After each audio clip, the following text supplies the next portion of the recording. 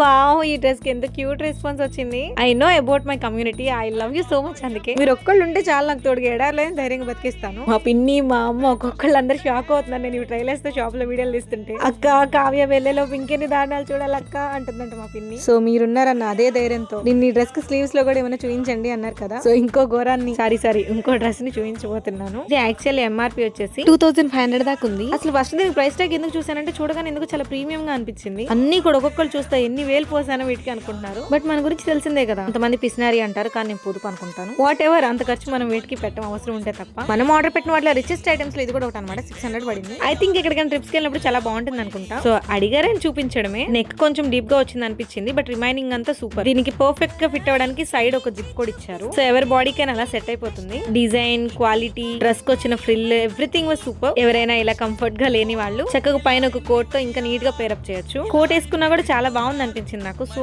Return పెట్టాలనుకోవట్లేదు. మీరేమంటారు? ఎలా ఉంది డ్రెస్, నచ్చిందా లేదా అనేది కామెంట్ చేసేయండి. అండ్ మీకు ఎవరికైనా ఈ డ్రెస్ కావాలంటే పైన ట్యాగ్ చేస్తాను, అవసరం ఉంటే ఆర్డర్ చేసుకోండి. అదే చేతో లైక్ చేసి షేర్ చేసి మన ఛానల్ సబ్స్క్రైబ్ చేసుకోవడం అస్సలు మర్చిపోకండి.